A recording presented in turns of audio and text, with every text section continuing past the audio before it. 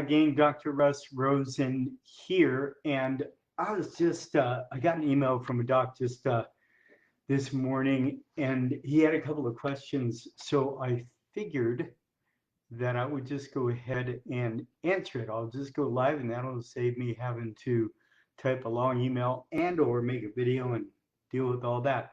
So the doctor basically asked this question. He said that he's been having better results doing visit one and then visit two report of findings, and then doing several adjustments, several sessions, and then giving the report of findings. And he's saying that it seemed to work better because at that point we have been able to explain the problem, plan for treatment, and added value for the patient as they understand now more what they're paying for. What are your thoughts?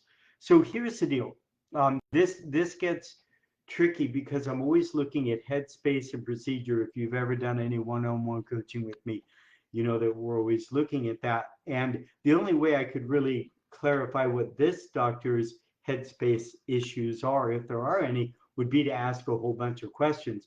And I don't have that ability to do that in this format. So I'm just going to go ahead and give you some thoughts. Now, as far as headspace goes, there are, in fact, this coming week in the club, we're going to be talking about, if you've ever read Code the Extraordinary Mind by Vishaan Lakshani, he talks about rules. And rules are bullshit rules, is what he calls them. And he said there are absolute rules. You and I jump out of a plane, and the rule of gravity is that we're both going down. That's an absolute rule. And then there are rules that we have in our head around pretty much everything in our life that really aren't absolute. They're kind of bullshit rules. They're things that we make up to be true. And you know, we've all heard, you know, an unexamined life is not worth living. These rules that we have around things that we haven't given a lot of thought to can really cause us a lot of problems. And I'm not saying that this doctor hasn't thought this through. I'm just trying to give you some insight as to how I look at this stuff. So, you know, the truth is, do I want to adjust? I mean, do I want to do a report of findings and give the care plan on the second visit? No, I don't, and here's why. And in what he's saying, it makes perfect sense. I have more time with them to build a relationship. They can start to experience the work. A lot of people say, I just couldn't imagine purchasing something I haven't experienced yet. I used to feel that way until I started giving recommendations before I did the first adjustment, and most everybody signed up for care. So it's just really worth thinking this stuff through and asking ourselves, you know, between our headspace, are there any contradictions? And then once we're clear in our headspace and our procedures, are there any contradictions? So again, I'll do my best in this format. My answer to this doctor would be this: if you're happy and it's working, then do it, and that makes me happy. One way to know for sure is to use our stat sheet. For those of you who don't have my stat sheet, just in the comment section say stats, and I'll send you my killer stat sheets. But Doc, I know you're in our program and you've got the stat sheets. You know, in the brown section, it's how many visit ones did I do? How many came back for visit two? Of those, how many signed up for care? Did they sign up for pay per visit, which in this health and wellness model should be very few. Many of the doctors I coach don't offer that at all. Was it a smaller plan, 1 to 3 months? Was it a larger plan, 6 months to a year? So doc, you want to take a look, and as long as you're happy with your statistics, far out, that makes me happy too. What I would say is know this: I promise you 100% guaranteed you can have a very high percentage of people signing up for very large programs on visit two. So consult, exam, go home, adjust or not, go home, come back, report of findings, care plan, people sign up for care. I guarantee it positively. I've been coaching for 24 years. I did it for 14 years prior to that. Everyone I'm one-on-one coaching at this moment is doing that. Most everyone that comes saying they want to do a 3 or a 4 or 5 day report of findings, once they learn this process, they go, oh, I get it. And they go to that. So I know you can. It may not be what you want to do, but I just don't want you to have that rule in your head that it can't be done, because that's simply not true. And again, all that matters is that it works for you and you're happy. Um, Everything we do is a double-edged sword. Everything we do in life is a double-edged sword. So doing it later, the upside to that is you have time. You have time to build the relationship. You have time to experience your work. Blah blah blah. I get that. That's good. Possible downside or bad is that we miss an opportunity. There's a window of opportunity when they have all this stuff going on and they're looking for help, and their brain literally works in a different way. Once they get a few adjustments and they start feeling better, oftentimes you're thinking this isn't a big deal. But the truth of the matter is if you're going to help them get healthy and stay healthy and really resolve their problems, if you've done x-rays or scans or neuroinfinity, or, and myotome test, like, you can tell there's a lot going on with these folks. Oftentimes they're now feeling good. They don't think it's a big deal, and therefore they're not going to sign up for the type of plan that they really should have signed up for if they wanted to resolve the problem and actually not just feel better, but resolve it. So, those are some thoughts on that. The second question, Doc, and again, great questions, was um, we've not done great with patients who call up and say they want to get adjusted on the first visit. We actually just lost a new patient on the phone with this staff because of her answer, which occurred when I was not in the office, and it was a good learning point for the staff. But I'd like to know your advice on how to handle the new patient call. Personally, I don't adjust on the first visit. This is what he's saying in the email. I've never seen it go well, and those types of patients are usually pop and pray patients, which I'm not looking for.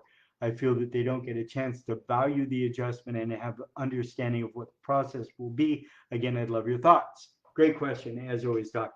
Um, Again, it comes down to headspace and procedures. I need to get really clear about why would I want to adjust on the first visit, or why would I not want to adjust on the first visit. Now, from the patient's perspective, can you understand why they would want treatment to get adjusted on the first visit?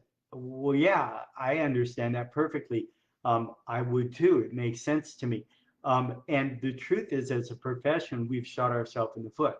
Most of the doctors out there are doing symptomatic care, and I don't care if you're talking chiropractors, naturopaths, osteopaths, acupuncturists, massage therapists, holistic medical doctors. It doesn't matter. We've all shot ourselves in the foot. So, I understand why they feel that way, but and unfortunately we've shot ourselves in the foot. And again, unfortunately, you look at the schools nowadays, other than just a handful of them, it's crack the area of pain, and if it doesn't go away in 3 or 4 visits, send them to a real doctor. That's unfortunate that that's what's going on, but it's true.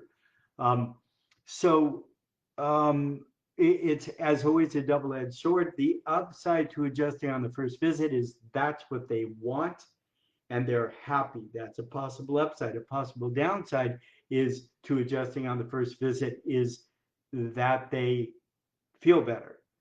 So if they feel better, clearly this is not a real big problem, but the reality is it may be a real big problem. And now we've lost that opportunity to better help them understand that, or it's been diminished, or they don't feel better, or they actually feel worse. That's a problem too. So we can really shoot ourselves in the foot by adjusting on the first visit. Now, it can be difficult, if you've got to review your x-rays, you've got to review your scans. Like, I don't feel comfortable adjusting somebody until I've reviewed these tests. Well, that makes sense. If you don't have those kinds of things, it can be a bit difficult to say to somebody, I'm going to go ahead and study your information, and then you'll come back, I'll go over what's going on, can we help, how long it will take, what it will cost, and at that time we'll discuss care, etc. If you don't really have anything that you're going to study. Now, I don't have a problem with adjusting on the first visit. If I'm going to do that, I'm going to say something like, if you're okay with it, I would like to go ahead and adjust you, and I'd like to see how your body responds. Like, everybody responds at a different rate, and it will really help me come up with a personalized care plan for you. And for me, that would be true, because everyone obviously does respond at a different rate. But if I am going to adjust on the first visit, that's how I'm going to do it. And if not, then I'm just going to let them know, I need to review this, and then you'll come back and we'll go over it. Okay. So other notes I made to myself. Okay, and if you choose not to, if you're not going to adjust on the first visit and you're clear in your head and those aren't rules, you've really thought that through, then now we have to look at the procedure. So what do I want my CA saying on the phone? I'm going to just look at a range of different kinds of things I've heard over the years that people do. One of them, and I don't like this and I don't recommend this, but I'm just telling you things that I've heard on this continuum. So I'm not going to adjust them on the first visit. And people will have their CA say, listen, the doctor would be happy to adjust you if he feels he has enough information and he feels that he can help you, etc. I don't like that. You're lying. But again, people do that. Another one is, you can discuss that with the doctor when you come in. She's going to go ahead and go through the consult and the exam. And if she feels it's appropriate, that kind of thing. Again, still on that side, but it is, that's what people do. On the far other end would be no, the doctor will not adjust you on the first visit. Now, if you're going to do that, you want to make it make sense to them and put yourself in a different position, right? So the doctor really feels that that she needs to go through the consultation to see exactly what's going on with you, what your history is, what your goals are, do a full examination to really figure out what's going on with you and what the underlying cause is, right? The truth of the matter is just cracking the area of pain is rarely the answer. And most of the time, the area of pain is a compensation, and the underlying issue is below it or above it. If you're thinking more as far as adjusting goes, if you're doing nutrition, functional medicine, it could be an underlying issue of a nutrient. It could be, if you're doing acupuncture, it could be far away. If you do the kind of work I do, it might be neuroemotional. It might be a sensory nerve issue on the foot that's causing the shoulder problem. So it really, so much of this depends on how you practice. But you can just say no, and here's why. And then there's kind of a blend of that, which is, look, the truth is, and then everything I just went through.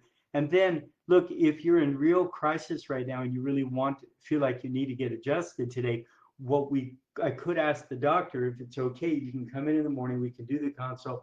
We could do the exam. The doctor can then go over your X-rays or scans or whatever during lunch, and then you can come back and after lunch, and you can get adjusted, if appropriate. So those are just some of my thoughts on it.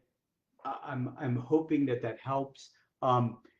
If you if anybody else has any other ideas on this, this is our community, and I would love your feedback. I certainly know I don't know all the answers, so I would love your feedback as your thoughts. In general, I'm always looking at headspace and procedures. Make sure the headspace are true and honest, and you've thought them through, and then that your procedures are in line with those. In the end, all that matters is that it works and that it works for you. So I hope that helps. As always, much love and aloha. Bye, gang.